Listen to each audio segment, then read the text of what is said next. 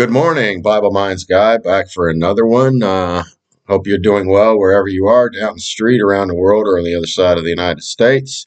We're back to some topical stuff and a quick video before I go back into. I'm finally going to go back to Acts 10, but I wanted to do one more. To begin, I wanted to thank someone, a family member that helped out with the channel and kind of put some words out. And so there was more people checking it out, and I appreciate that. So it's good to know that family likes what you're doing. And since this is kind of a family channel, if you read the description. So I'd like to start off by saying thank you to a family member. All right. So encourage me to make something. So we're going to talk about, as we're still in this process of what we want to do with this house. So I want to entitle this the housing market lifestyle. And I'll explain what I mean. The housing market lifestyle.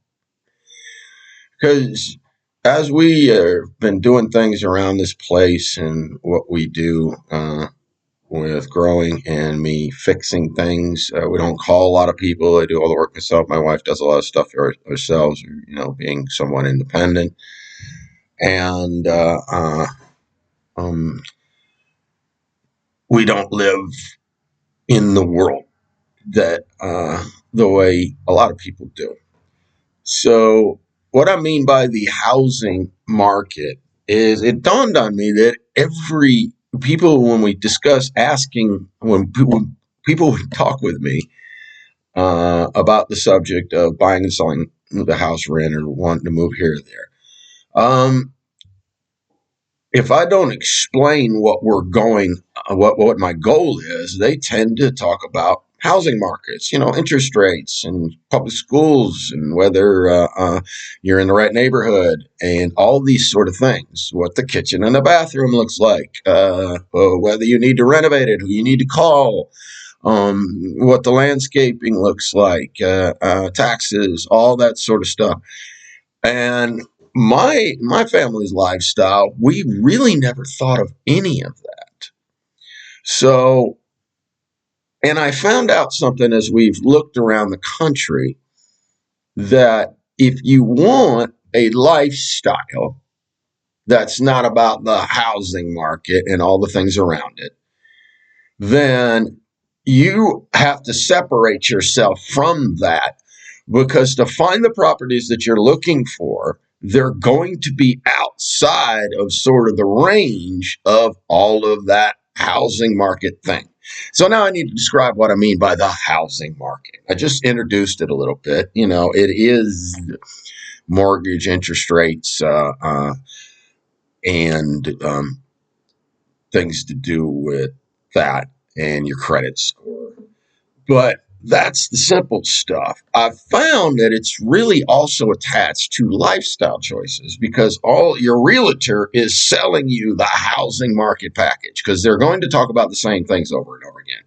Where it's located in terms of a public school that has a good ranking, what the landscaping looks like, mama's kitchen and bathroom renovation, and access to income jobs that are as high as possible.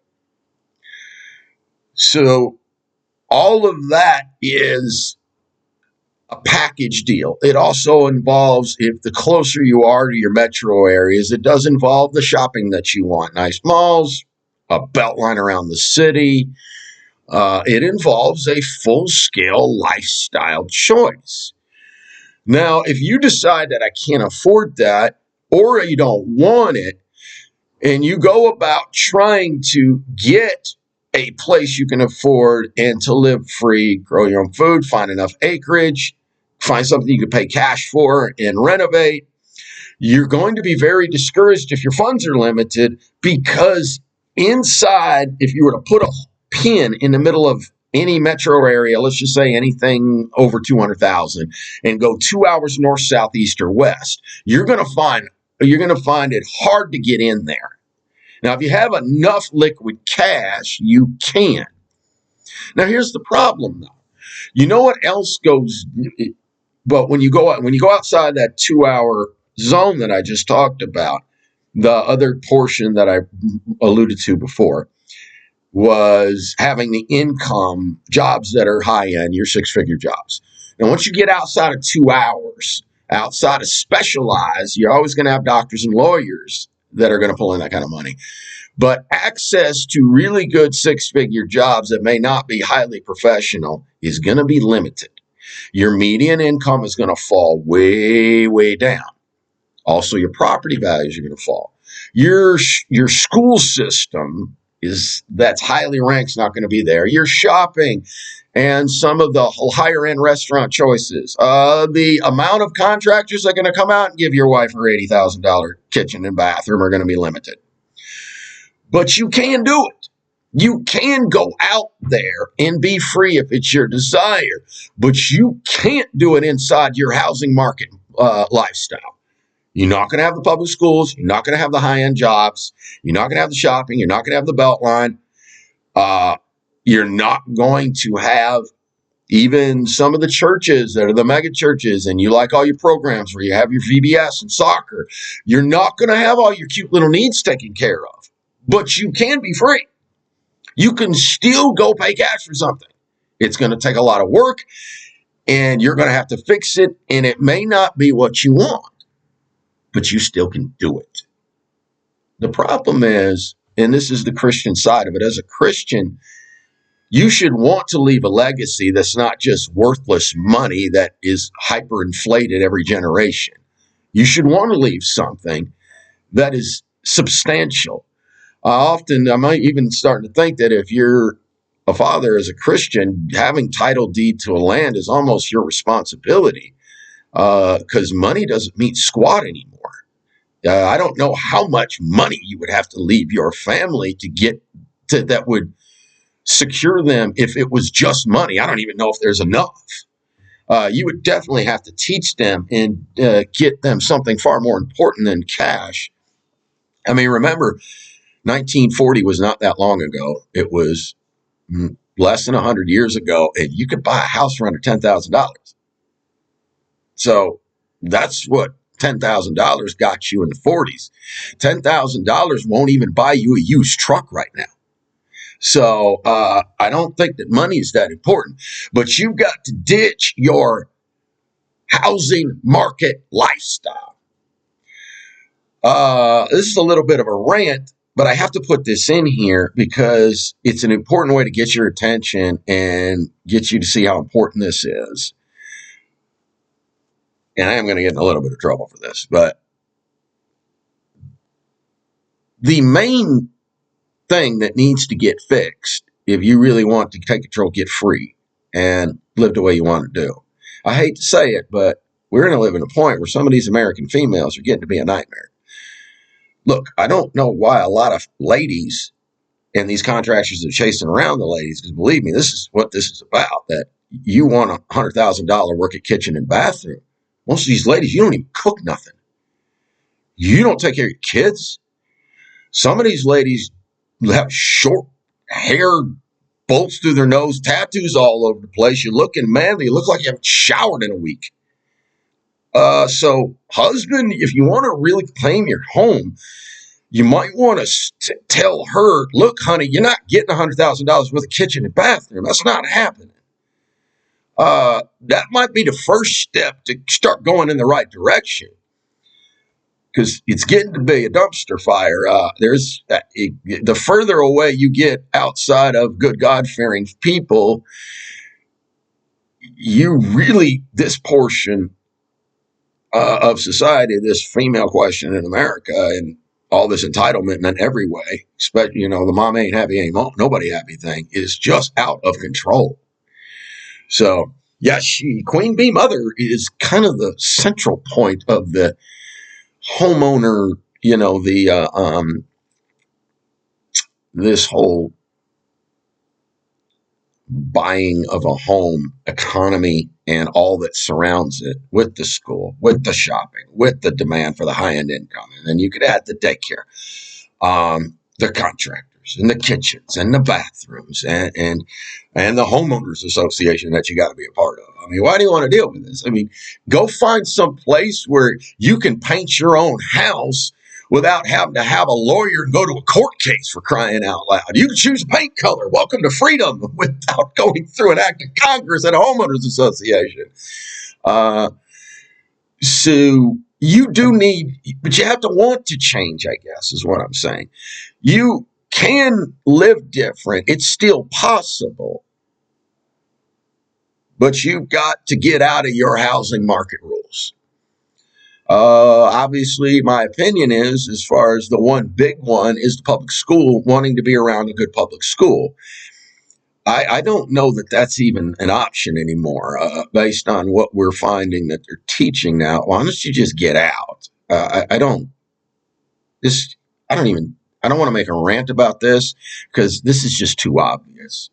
If you call yourself a Christian, the public school system is terrible. I don't even know what to say anymore. So if that's the central point, it's what's keeping you inside these areas. It's a bad reason to stay. I tend to think my illustration of the wives wanting certain things is where this is really rooted. And it's a major problem. I was going to make more of a rant on this. Every time I think I'm going to rant, when you actually get on a video and you want to say the right things and communicate the right message, I guess ranting and getting upset is like for your wife, to be your sounding board. And sometimes I rant a little bit to her, but just never do it on the videos. So I guess that's all I'll say about my view that the central point, I do need to reiterate this, is the idea of mama ain't happy, ain't nobody happy. Queen bee mama and her $100,000 worth of kitchen and bathroom that she doesn't use and surely does not need. But the bigger picture of the encouraging part, and I always want to end on the encouragement, is you can still find someplace and have it, get title deed to it and grow some stuff and have some acreage. It's still possible. But I will say that median income in the areas where you're going to find the land is going to be low. So you will have to pay cash and you will have to find a way to make a living doing some side business and a job that's, unless you are professional in terms of you have an engineering doctor or lawyer type profession, you could find something, you could just do that and still make the money that you would like.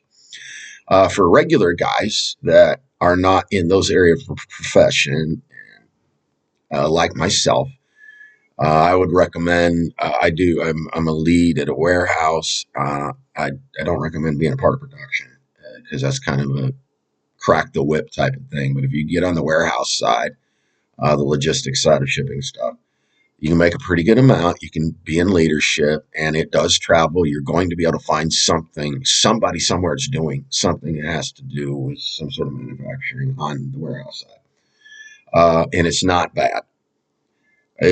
But when you go to your median income areas, you're going to find that the pay for those jobs is going to be a little lower. So you're going to have to supplement that by being independent in your growing and having liquid cash because you don't have a mortgage, but you can still do it. But like I said, you can't in that whole economy that is based on all these factors of mortgages and schools and subdivisions and HOAs and shopping malls and high-end jobs and 401ks and daycare. I left out the dog thing. You got to have insurance while your dog's running around on the inside of your house. I'm not a fan of that. Yeah. But all these little details are a part of this big package, which is your housing market. Your real estate agent is selling all of this to you because he or she knows that is what's central. Your wife and her kitchen and bathroom, the animals, the Beltline, the shopping, the public school system, the 401k, the high-end jobs, access to cash and good shopping, and to be able to take a vacation and be around, see nice, pretty things and go to good restaurants. All of that is a part of it. That's what pulls you in, and it looks good for a little while. Then over time, you wake up 50 years down the road and you wonder why your kids don't visit you. And I've seen that happen with older people in churches, and I didn't want it to happen to me. So the good news is you still can be free. It's going to take a whole lot of effort. It's not going to be easy. And you're not going to find your dream home, with an exception of people that have a lot of liquid cash. But you find, and I'll start wrapping it up. I don't want to make this too long. You'll find that the people that do have the liquid cash made it in those environments. And the problem is, they are now addicted to all the things I told you about. So they could actually leave and go pay cash and be fine tomorrow, but they can't live without all this now. So you'll find people that could do it, but they won't. It's almost like the idea of the elephant with the chain around and it's not tied to anything anymore.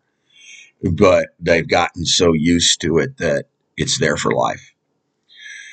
So anyway, I wanted to make this video to give you just a very practical way to go back to some ideas that I think about, to give you some practical things to think about of why the world is the way it is. And it's something that I've always wanted to say. I don't know if it's really profound. This is a weird video for me. It's just something I've been thinking about for the last few weeks. And I thought, well, we'll just do it. I don't know what'll come of it. It's one of those strange ones where I didn't really feel the Holy Spirit telling me to do this. It was just something I'd been thinking about for a while, and a variety of these ideas have always been in my head. So I said, well, let's just make a quick video, a quick 15 to 20 minutes about all of these concepts rolled into one. And I thought the housing market was the best way to describe it, because it is. The housing market is about all this. It's not just the nuts and bolts of your mortgage and everything else, because the housing market involving a real estate agent, what your real estate agent is selling you is all the stuff I've talked about. The mortgage and the rates and your credit score, that's just the nuts and bolts. It's not that. Almost everybody could probably pull that off in a couple of years. All right, I'm rambling, so I'm going to start to shut it down. All right, again, I'm going to end with the good, and I'll circle around with another thank you to my family for, reaching out for me. It's good to have your family believe in what you're doing. This is a family channel. It's what we started with. It's what we'll end with. So the good news is you can still be free and do the right things and have a peaceful, quiet life. It's not over yet. It's just harder. And there's things you're going to have to give up. All right. I hope it said something to hit you in the head, stimulate your heart. As always, until next time, you be of good cheer and you be of good